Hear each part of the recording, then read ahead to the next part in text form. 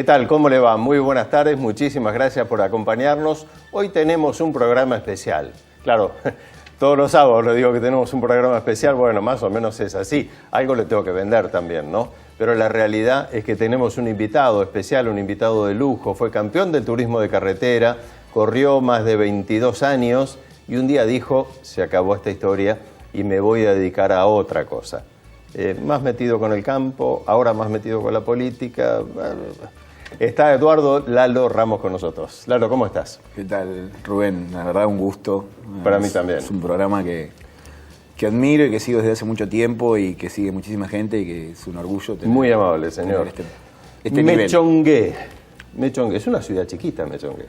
No, ojalá fuera ciudad. Es un pueblo, una localidad de 1.600 habitantes, pero en una zona, digamos, núcleo del sudeste de la provincia.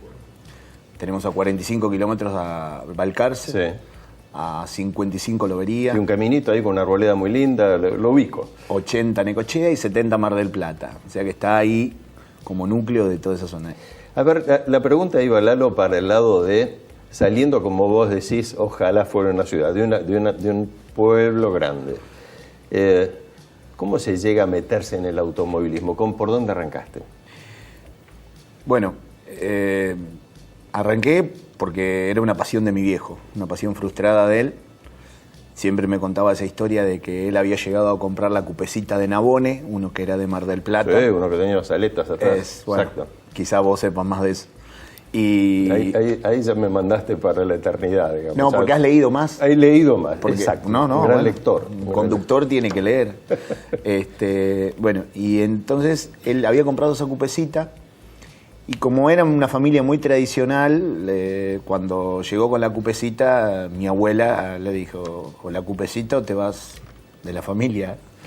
Entonces siempre me contaba que la tuvo tapada durante 3 meses hasta que un hermano de él le dijo a mi abuela que todavía seguía la cupecita en el galpón. Entonces no tuvo más remedio que venderla de vuelta. Así que ahí quedó como la frustración de correr en turismo de carretera. Y después, yo no sé, será genético, se heredará. Él también puso muchas fichas para que yo participara. ¿Tu viejo te apoyaba? Sí, totalmente. ¿Pero toda la familia te apoyaba o no? No, mi vieja no. Ahí casi presentó los papeles porque no quería saber nada. Era casi la misma situación que tu padre, igual. Igual, sí. De hecho negoció, una buena negociadora, y negoció viajes, muebles, algunas cosas, pero bueno. ¿Sabes por qué te pregunto esto, Lalo? Porque seguramente acá atrás de la pantalla, en su casa, deben estar almorzando todos seguramente, porque muchos me dicen almuerzo con usted todos los sábados. Muchos chicos se estarán preguntando, porque a mí me lo dicen, ¿por dónde arranco a correr? Y el papá también me lo pregunta a mí. ¿Y usted qué le diría a mi hijo? ¿Cómo hago? Quiero que vos le cuentes cómo arrancó Lalo Ramos. Bueno, primero porque mi viejo me dio el apoyo inicial, ¿no? Y fuimos a comprar una cafetera. Yo laburaba mucho. De muy chiquito, digamos, me senté en los tractores cuando terminé la secundaria, al lado del resto de los empleados, y pasamos años muy malos en el campo y otros buenos. Entonces, creo que en agradecimiento a eso, mi viejo, como premio, me compró esa cafetera. Pero hay una frase que nunca me olvido que me dijo mi hijo: mirá, si servís, seguís. Si no, te la vendo a la segunda carrera. O sea, sin condicionamiento. Era así, mi viejo era un tipo, un divino, pero te marcaba la cancha de entrada. Y bueno, compramos esa cafetera que había tenido un buen año. Eran autos con motores Peugeot, carrocerías fabricadas, ¿no? ¿En esa época también estaba Pincho Castellano en esa categoría? No. Ah, bueno, ahí ya te estás tirando un poco conmigo. Va de vuelta. Va de vuelta. Tiene más cana el Pincho que yo, un poquito más de años. Pero sí estuvo en esa categoría. Claro, Pincho sale de la cafetera, pero de una época de oro del automovilismo zonal, que eran los marisierras de aquella época. Exactamente. Corrían en aquella época con 300 caballos de potencia y en la tierra. Yo soy una generación un poco más moderna. Corrí en asfalto siempre, con gomas slick, y los chasis eran, bueno, en el caso mío era hecho por un ingeniero, Martín Igartúa. Y bueno... Martín y Gartúa, claro, de Balcarce. Claro, Martín y Gartúa. Sí, sí, lo conozco, claro. Bueno, compramos esa cafetera y fui a probar a Balcarce. Ahí por primera vez me subí arriba del auto. Y el pelado Calamante que estaba ahí probó la cafetera. Y bueno, nada, salimos, la primera carrera salí cuarto, la segunda, tercera, y me desclasificaron porque tenía un problema antirreglamentario. Y de ahí nació la carrera, o sea, en el zonal, pero no corrí mucho, empecé cuando un campeonato estaba por la cuarta fecha y hasta el otro en la cuarta fecha. Claro, ¿y cómo se junta? Vos me dijiste recién, mi papá me ayudó. Entiendo, el viejo bancó todos los costos de la carrera, sí, porque la realidad es que en la primera carrera, más que algún amigo, no le puedes pedir nada a nadie, ¿no? Es como que uno todavía no hizo nada y ¿qué le vas a estar pidiendo a la gente? Pero más allá de que el viejo habrá bancado esas primeras 2 o 3 carreras, en un momento también empezaste como a tocar timbre y a conseguir publicidad, ¿o no?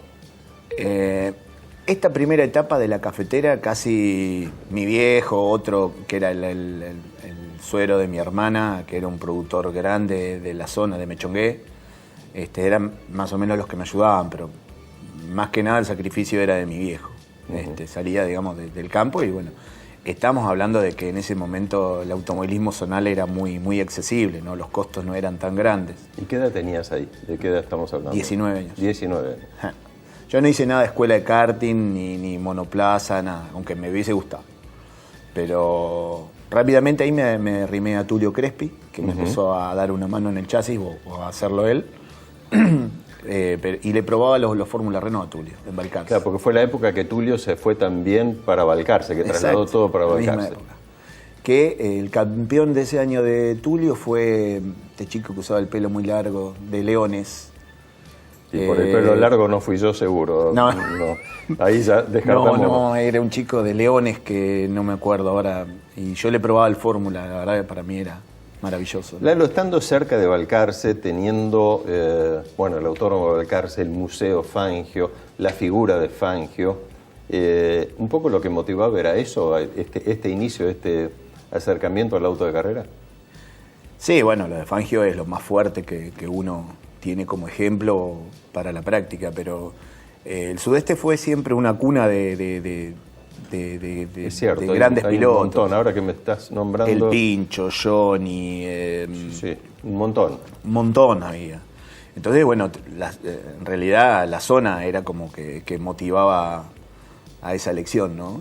Y bueno, yo salté muy rápido al turismo de carretera, que también fue, digamos, como un hecho transgresor, si vale la pena, porque era una época donde la gente que corría antes era toda gente grande.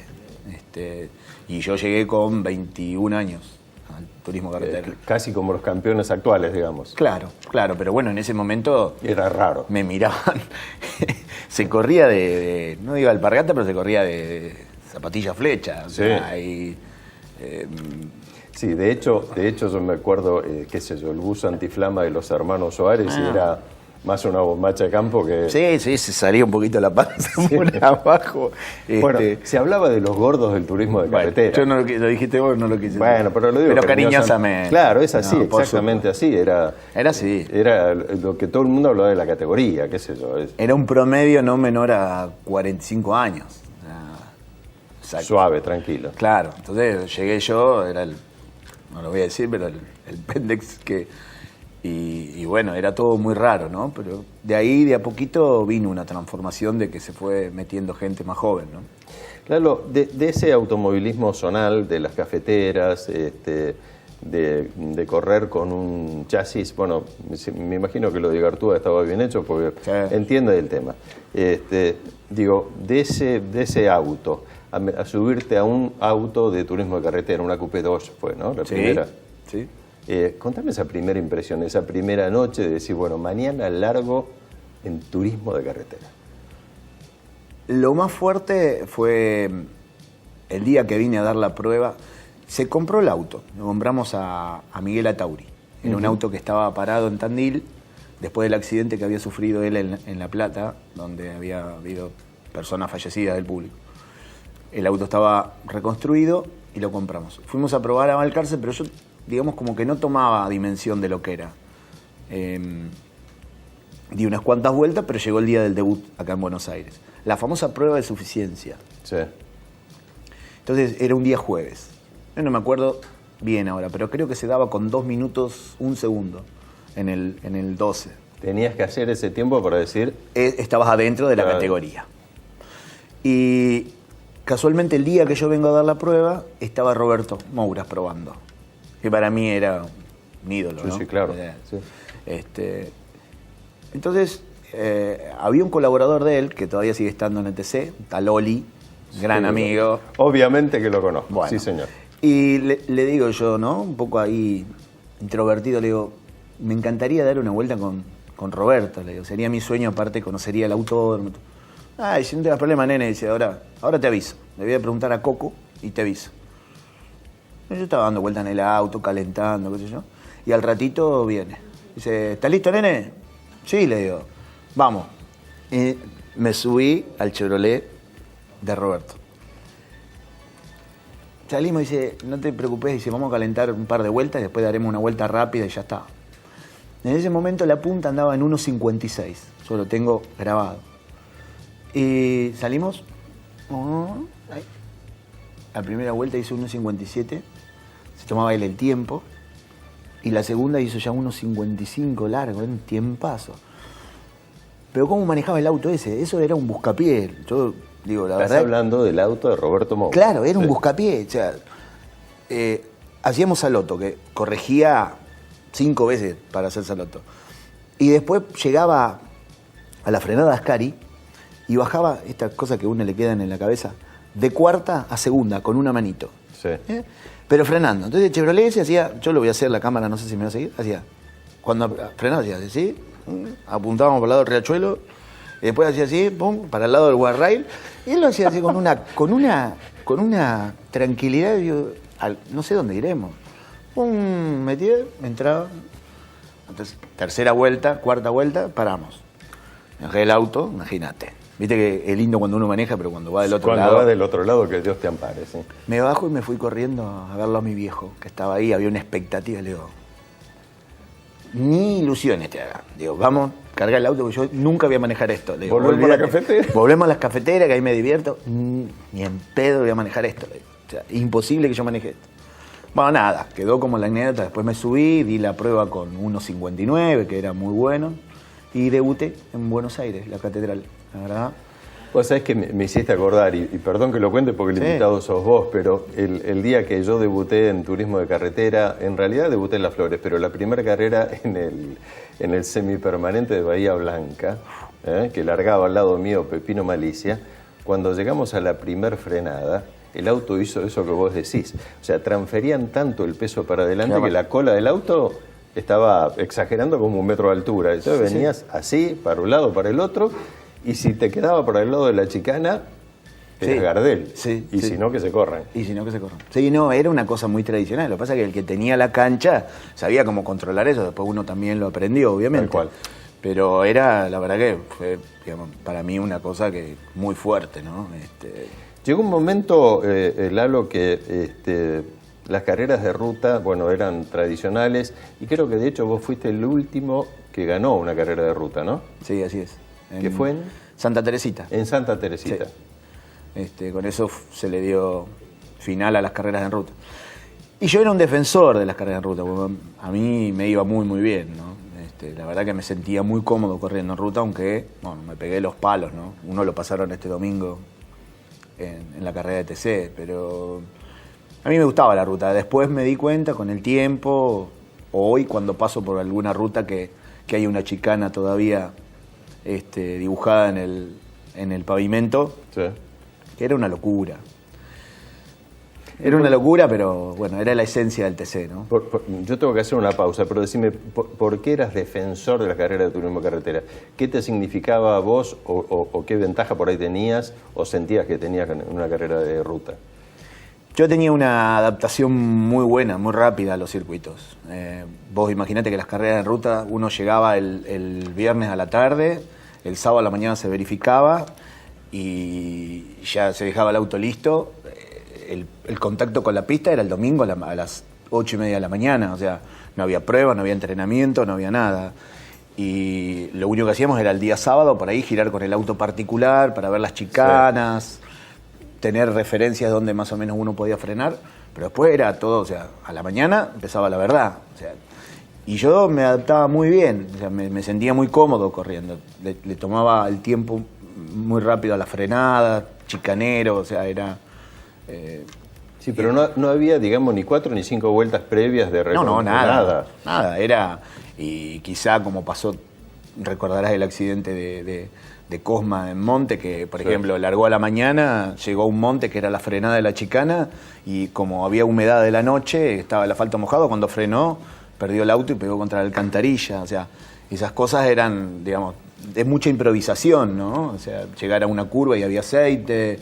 Sí. Yo me adaptaba bien, eso era por ahí porque me gustaba, ¿no? Y bueno, el público, lo que transmitía el público en una carrera de ruta era maravilloso. Le quiero mostrar imágenes de lo que pasó este fin de semana aquí en Buenos Aires, en el circuito callejero justamente de Buenos Aires. Usted sabe que yo no estoy muy a favor de los circuitos callejeros dentro de la ciudad porque entiendo que el autódromo está ahí casi muerto de risa, pero se corrió el TC2, turismo carretera dije, el Super TC2000 se corrió aquí en Buenos Aires y nosotros tenemos imágenes para compartir.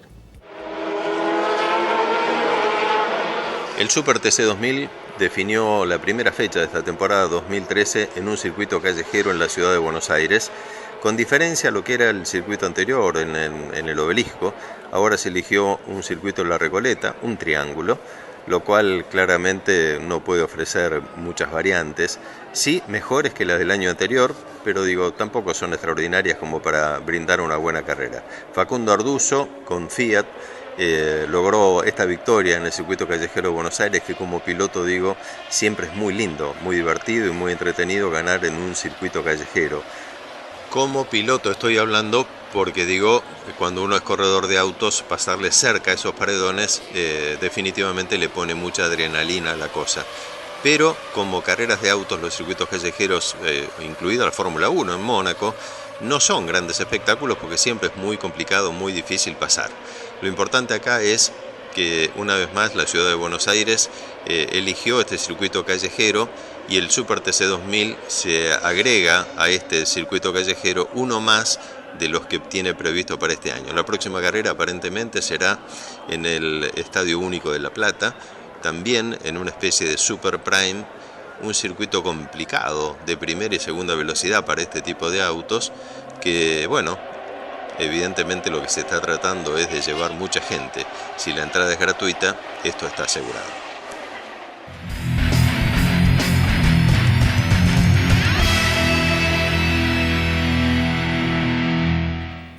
Está con nosotros Eduardo Lalo Ramos y con él estamos hablando del turismo de carretera, de sus inicios, de la época de las cafeteras, de la época de Roberto Mouras. Fue un automovilismo muy especial, totalmente distinto al turismo de carretera que tenemos hoy, aunque los autos eran los mismos, totalmente cambiado el reglamento, pero no importa, digo el mismo auto, pero el automovilismo era distinto. Recién hablábamos del atractivo de la ruta y de que vos eras de alguna manera capaz de improvisar rápidamente, ¿no? Pero en ese mismo tema por ahí había muchos. Mouras un tema, Castellano otro, que ahí sí te tocó competir ya más o menos con ellos.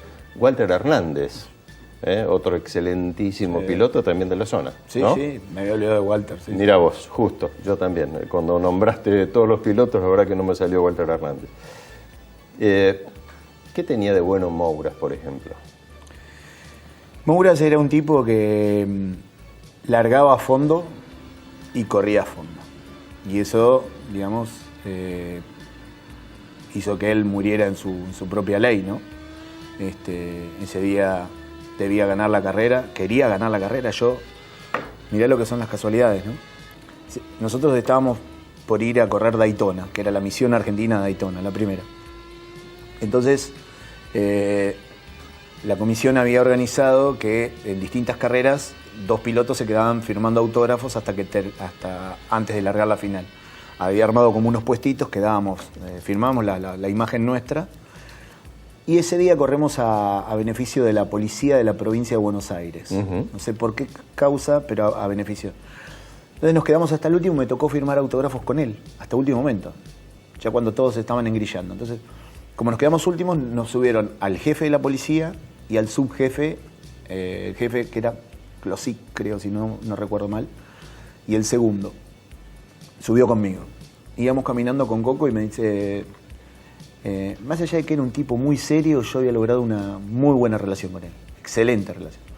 Tal es así que ese año le iba a ir a cosechar al campo de él acá en Casares, en Moctezuma. Y cuando íbamos dice, vamos a acudirlo a los milicos, esto dice que van sin casco, sin nada, dice, para que sientan un poquitito, dice. Y salimos a dar la vuelta previa y fuimos a fondo. Con los dos tipos. Con los dos, sí. No, con la gorra. No, con la gorra y con la ropa de sí. jefe, de ceremonia, no sé cómo se dice, sí. de fiesta, con las cosas esas. Y cuando se bajó Klosik, era un hombre que tenía un lunar acá y bigote grande, todo, pálido.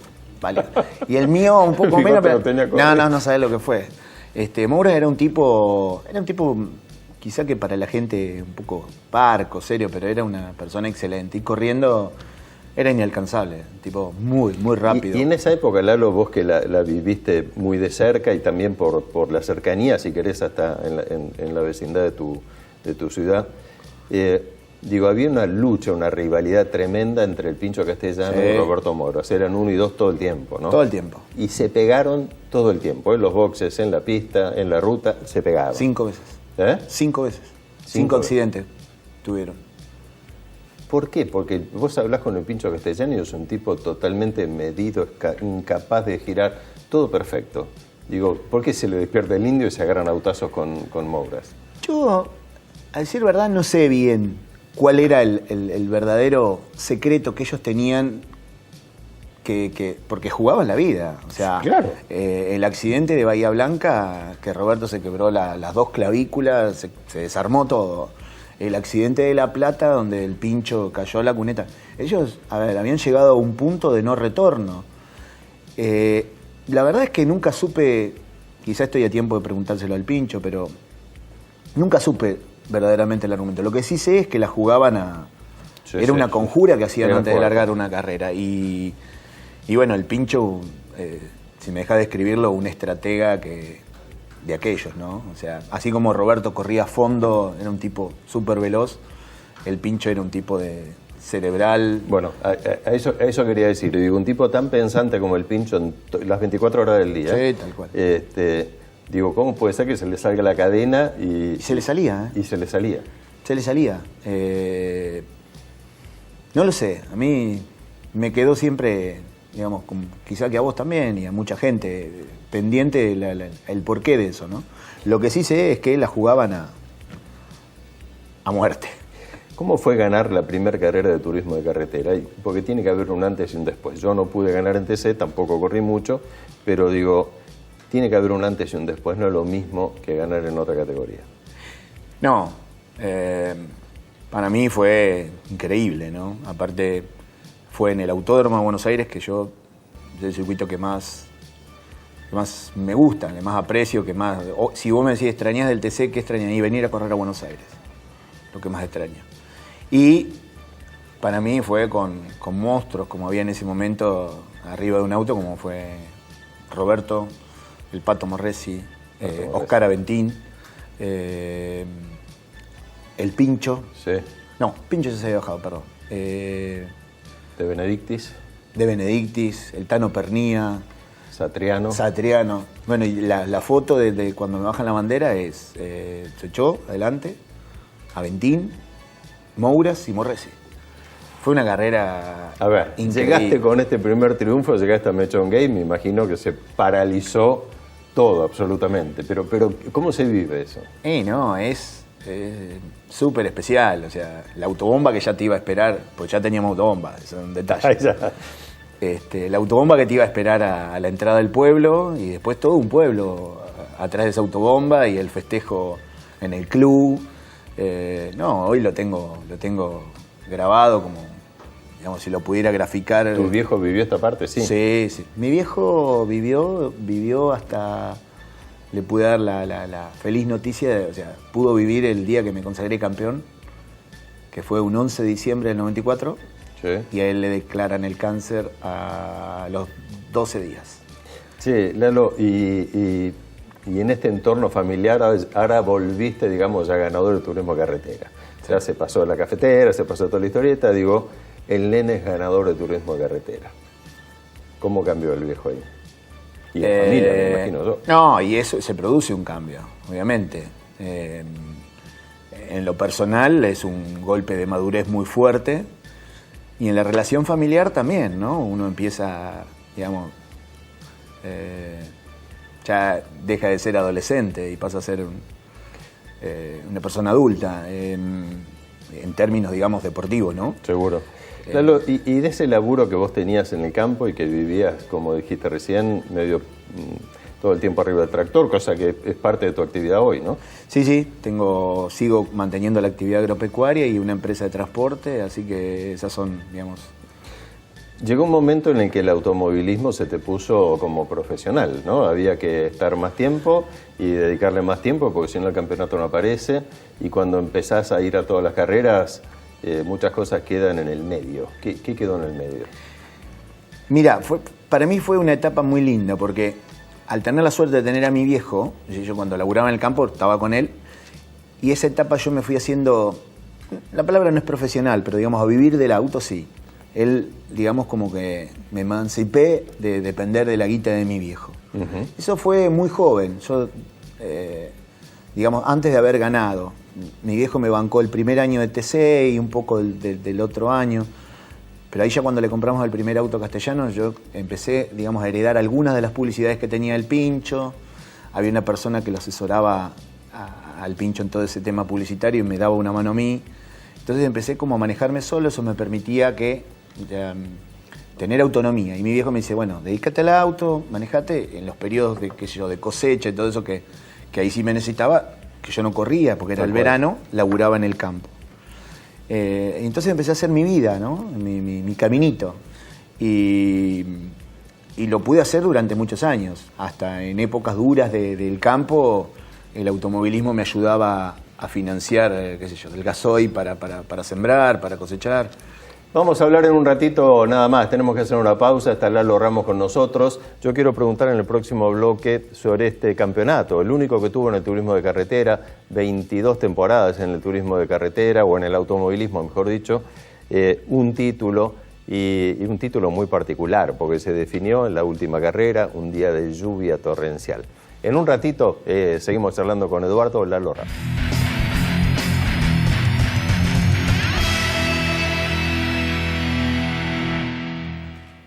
Bueno, yo creo que alguna vez tenemos que hacer el programa al revés, mostrar lo que pasa en los cortes publicitarios, pero como siempre le digo, vivimos de la publicidad, así que lo lamento, pero tenemos que hacer estas pausas. Recién estaba hablando con Eduardo Lalo Ramos de lo que fue su campeonato de turismo de carretera con Ford. Habías empezado con Dodge y terminaste corriendo con Ford y ganando el campeonato con Ford. Sí, hice un año y medio con Dodge. ¿Y ganaste cuántas? ¿16, 15, 16 carreras? 16 carreras. ¿Todas con Ford? No. Todas con Ford. ¿Todas con Ford? Sí, todas con Ford. Sí. Cuando él gana el campeonato, ese fin de semana, fue un diluvio universal en Buenos Aires, en el Autódromo de Buenos Aires, que antes de pedirle a él que lo cuente, porque él fue el que lo vivió, digo, cuando se corre en Buenos Aires con lluvia, se quedan atascadas las ambulancias, los bomberos, las motos, todo. Todo lo que esté en el pasto no se puede mover porque es un charco enorme el que se forma. En esas condiciones venías corriendo para el campeonato. Claro, fue un fin de semana bastante particular. Ya era diciembre. Uh-huh. Y todo el fin de semana, desde el jueves, que se entrenaba el jueves en esa época, 37 grados hizo el jueves. El viernes hizo 36 grados, el sábado volvió a hacer 37 grados. Una locura, y la humedad que había en Buenos Aires. Y lo que era de esperar era que se descolgara la lluvia. Y así fue el domingo. Yo me acuerdo que hice la pole ese día. Me tocó hacer el mejor tiempo de clasificación. Y cuando se larga la final, ya estábamos corriendo con las gomas anchas, las gomas de 12 pulgadas. Sí. Y largamos con goma lisa. En la segunda vuelta empezaron a caer unas gotas en el parabrisas que eran y todo negro, lo cual se venía el fin del mundo. Y empezó a llover, una cosa espantosa. A la quinta vuelta, ya lo que bien decís vos, el autódromo no tiene buen drenaje o estarían tapados. y se acumulaban 5 centímetros de agua en algunos sectores, y uno de ellos era el de la frenada entre Ascari y La Horquilla. Exacto, ahí a la izquierda. Entonces veníamos con el auto y cuando uno desaceleraba, yo siempre cuento esto y algunos no creen, cuando uno sacaba el pie del acelerador, las gomas perdían, digamos, la inercia del diferencial y se paraba el motor. O sea, cuando agarraba el agua, ¡pum!, y se quedaba mudo. Hasta que no agarraba otro pedazo sin agua, no arrancaba de vuelta. Y así era que pasábamos de largo, o sea, era incontrolable el auto. Bueno, en esa condición corrimos toda la final. O sea, una final que se pudo haber parado con el 75%, pero que no se hizo, se corrió toda la final. Claro, y por ahí hay que contarle a la gente que cuando uno viene en esas condiciones, ¿cómo sabés dónde frenar? ¿No? Porque vos decís, bueno, yo freno acá y tenés 40 autos que no decidieron frenar ahí. No, era... Y si frenaste más allá, no doblaste nunca más. La verdad que ese día, la lluvia por ahí la hace predecible a medida que va girando. O sea, vas encontrando la referencia a medida que uno va girando. Pero ese día era impredecible, porque cuando no era que estaba, vos sabías que estaba el charco ahí, que se iba a parar el motor, uno se había ido y había barro, o había leca, o qué sé yo. Cada vuelta era distinta. Y ahí estabas peleando con De Benedictis, con Walter Hernández, Satriano, vos, De Benedictis, Walter, Satriano, yo. Y no sé si alguno más. 5 éramos, en 5 puntos. Y Fabián Acuña. Y Fabián Acuña. Sí. Bien, faltan 5 vueltas para la final, para la bandera a cuadros. ¿Qué pasó? No, digamos, el flaco estaba volviendo al TC con ese famoso 140 y tenía muchas ganas de ganar. Entonces el flaco hacía cualquier cosa, encima que en el agua, en todo terreno, pero en el agua va muy rápido. Pero también se pasaba de largo, ¿no? Yo venía peleando siempre la punta de la carrera, con él y con Pernía. Y bueno, llega al final de la carrera. O sea, se corrieron las 21 vueltas que estaban pactadas. En la última vuelta, cuando voy llegando a la horquilla, en ese momento andaban los equipos de radio, recién se empezaba con la radio y no se escuchaba nada, agarraba ruido, descarga. Pero algo escucho como que era la última vuelta. Y freno con mucha precaución. Cuando salgo no lo veo a Petruccelli que bajaba la bandera. Y era que se había corrido porque la gente de la tribuna le tiraba de todo para que pararan la carrera. El único del campeonato que quedaba. Petruccelli se corrió. Y se del corrió. Lugar donde tiene que estar. Claro, se corrió más para allá. No es algunos dijeron que menos. No, se corrió más lejos. Y no lo veía. Y por allá lo alcanzo a ver que me baja la bandera. Cuando miré para adelante, clavé los frenos, lo que no hay que hacer, y me fui a la leca y a las gomas. Y bueno, me bajé del auto. Campeón y pegándote un piñón. Sí.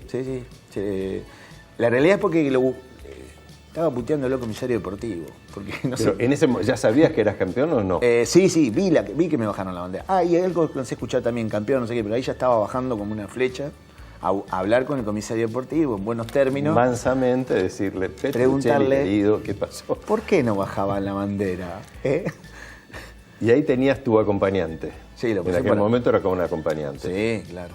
¿Servía para algo el acompañante o no? ¿O era más un amigo que No, quedabas bien? Digamos, ese fue un tema que a mí me costó muchas peleas en las reuniones, porque para mí era un contrapeso de gusto, no tenía sentido, pero estaba como aquella cosa tradicional del acompañante, de la época de las cupecitas, claro, cuando echaban la nafta, cuando laburaban de verdad, tenían que cambiar una goma. Pero no, toda esta etapa para mí no tenía sentido llevar un acompañante, un riesgo de vida más. Pero bueno, me costó muchas peleas. Lo acabas de mencionar vos y yo creo que como vos lo viviste mucho, este turismo de carretera y otras categorías también, pero digo, fuiste campeón justamente del turismo de carretera. ¿Cómo se vive los accidentes tantos que tuvo el turismo de carretera? 74 muertos pilotos en la historia del TC. ¿Cómo se vive cuando se te va el tipo de al lado? Y es muy fuerte. Yo, digamos, a mí me pegaron, quizá que por lo que te contaba en un momento, la relación que tenía con Roberto, yo lo veo matarse en Lobos, y después perdí a otro gran y queridísimo amigo como era el Pato Morresi en la carrera de La Plata. Seguro, sí. El Pato era un tipo que cuando iba a correr a Balcarce iba a comer a mi casa y se quedaba a dormir en mi casa en Mechongué. Y mi viejo le cortaba jamón crudo y dormía en la cama al lado mío, pero al otro día nos subíamos y peleábamos una carrera. Y lo perdí mal, o sea, lo asistieron en el mismo lugar donde... Yo me accidento 2 vueltas antes que Morresi. Y doy 8 vueltas en el aire. O sea, el accidente mío fue tremendo en La Plata. Y después prácticamente lo vi morir al Pato. Y fue durísimo, ¿no? Un replanteo de qué iba a hacer, si seguir corriendo o no. Lo mismo pasó con Roberto. Roberto yo quedo en 5 cilindros antes de salir a la recta de Lobos y bueno, levanté. Y en eso veo el hongo de tierra que se levanta y era el auto de Roberto que pega contra el talud. Cuando paso, ya a unos 1000 metros mío, nada se tarda.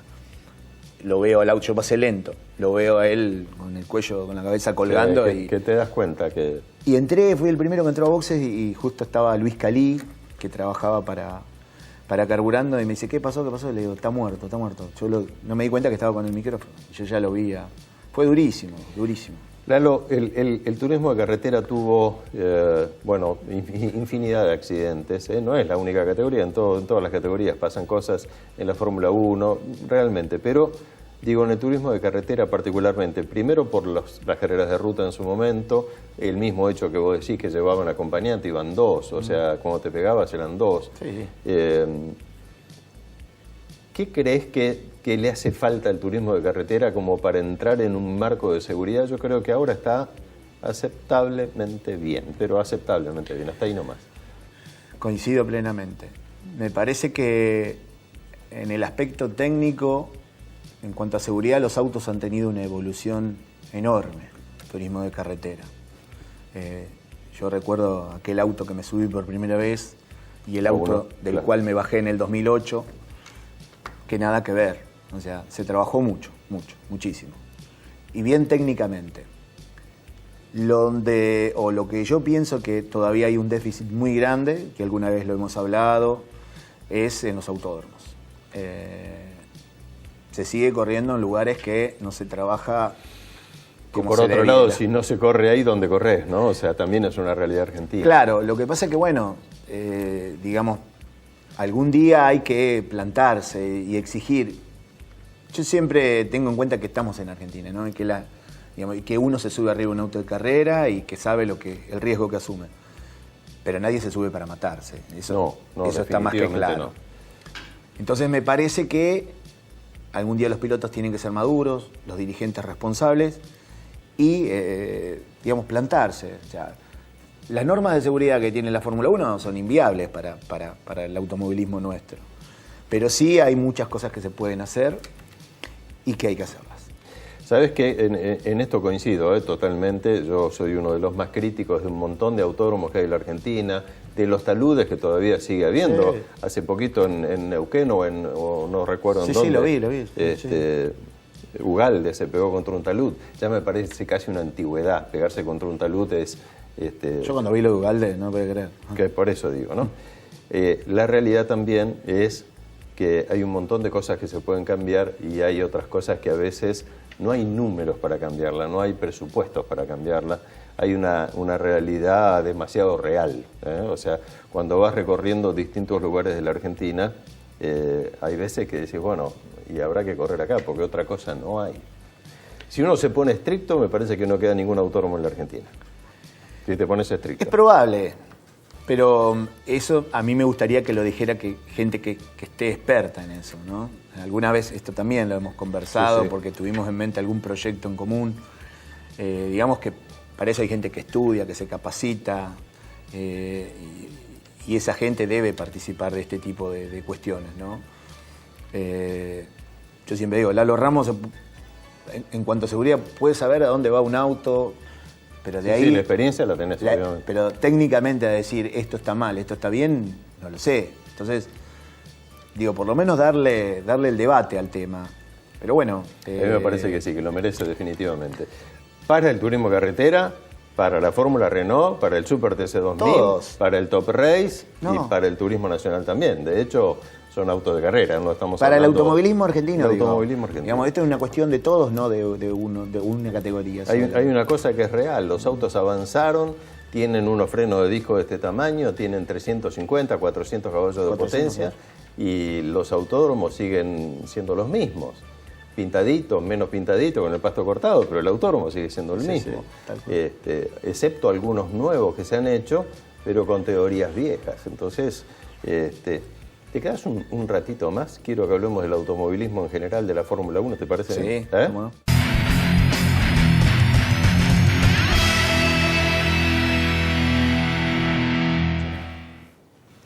Ya que está Lalo Ramos, es campeón del turismo de carretera, fue campeón del turismo de carretera hace muchos años, tiene una enorme experiencia en automovilismo. ¿Qué mejor que con él disfrutar de este último bloque hablando un poco de todo el automovilismo en general? ¿Te gusta el Super TC2000? Sí, me gusta. Creo que a partir de la evolución en los motores, le ponen estos motores con más potencia, Sí, menos carga, los autos están mucho más lindos, el espectáculo ha mejorado. Así que... El turismo nacional, vamos categoría por categoría, el turismo nacional. Y esa es la cafetera con la que yo empecé, o sea, está el chapa chapa, hay mucha lucha, a mí me encanta, me encanta ver tele. Yo creo que lo decimos siempre, creo que es la mejor categoría de la Argentina, Sí, sí. por esta lucha mano a mano que se da, ¿no? Igual a veces los chicos están un poquito zarpados. En cualquier momento va a partir, Sí, se va a partir pegan, algún autito para algún lado. pero es muy lindo, el espectáculo es muy lindo. ¿Por qué no hay, Lalo, por qué no hay en la Argentina, con tantas categorías de techo, Top Race, Junior, No Junior, B6, Super TC2000, TC2000, TC Pista, TC Mouras, Turismo Carretera? Fíjate, 3 categorías del turismo nacional, todos autos con techo, excepto la Fórmula Renault. Digo, ¿por qué no hay, como había en aquel momento, una mecánica argentina Fórmula 1? ¿Por qué crees que no se da esto? No lo sé, lo que sí sé es que yo siempre he planteado este tema como, digamos, si algún día llego a la política a ocupar algún cargo, me gustaría algún área que tenga que ver con el deporte y obviamente potenciaría el automovilismo. Me parece que en ese punto es donde hay que trabajar fuertemente, que son las bases para darnos pilotos algún día a nivel internacional. Que hoy lo hemos, hacer como un escalón, digamos. claro, que hoy lo hemos perdido totalmente. Y para mí un piloto que tiene trascendencia internacional es un embajador, como lo fue Fangio, Seguro. como lo fue Reutemann. Y en eso yo trabajaría. No lo sé por qué, pero me parece que es un tema a llevar adelante, a plantearlo, a potenciarlo. Coincido que habría que hacer como una escalera para poner alguna vez algún chico, Eric Lichtenstein o alguno que sea, para ponerlo en la Fórmula 1. Me parece que es un proceso que va a llevar por lo menos 10, 15 años, pero que habría que iniciarlo. El otro día, hace muy pocos días atrás, se corrió la Fórmula 1 y había como una orden de equipo. Tiene que ganar Webber, no puede ganar Vettel, tiene que salir tercero Hamilton. ¿Es bueno el automovilismo con órdenes de equipo? Siempre hubo, ¿no? Bueno, vos apuntaste una carrera muy particular, que yo la vi. La Fórmula 1 me despertó otra vez las ganitas de levantarme a las 5 de la mañana y verla. Como fue A mí no me da para tanto, tengo que No, la grabás. Pero bueno, no, qué sé yo, digamos, es lo mismo verla a las 10, si no te la cuenta, como por ahí viene mi sobrino y me dice, ganó fulano, bueno. Y esa carrera puntualmente, y viene pasando, a mí me dejó un sabor amargo. La verdad que ver todas esas órdenes así, digamos, cuasi, digamos, de prepotencia de los equipos, me parece que le saca la esencia sobre todo cuando arranca un campeonato. A mí no me gustó nada, ¿no? No me gustó nada. Sí, yo creo que fue absolutamente innecesario, ¿no? Me parece que es innecesario. Lalo, tengo apenas un ratito. Me quiero meter con vos en el tema político, porque estás muy vinculado a la política, muy vinculado al PRO, ¿sí? Así es. ¿Qué estás haciendo ahí? Como me sobraba tiempo, sí. me dedico a... dijo.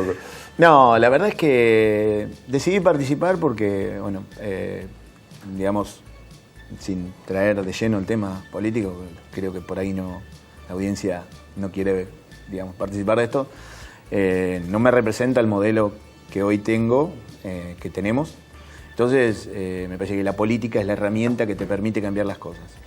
Y creo que la gente común, la gente que viene de afuera, debe participar, debe meterse. Y encontré en este espacio, el espacio de Mauricio Macri, un espacio plural, abierto, donde se respeta lo que uno puede opinar. Y creo que en ese sentido es donde debe ir la Argentina y los argentinos, ¿no? Lalo, déjame un circulito final del automovilismo. ¿Qué le faltó a Lalo Ramos? Hoy que lo miras allá a la distancia y decís, este pibe va bien, pero o no. No, digamos... ¿Te debes algo, digamos, automovilísticamente? No, yo creo que cumplí todas las etapas.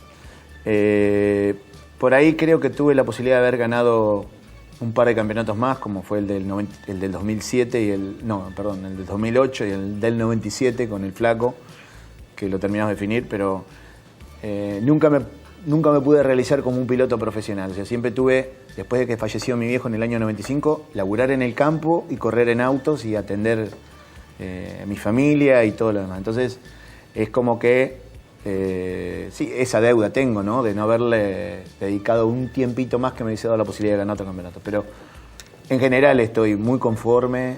¿Hay alguien de tu familia, algún hijo, algún primo, algún sobrino, alguna cosa? En realidad estaba mi hijo, que venía muy bien, pintaba muy bien, pero tuvo un accidente bastante grave en Buenos Aires.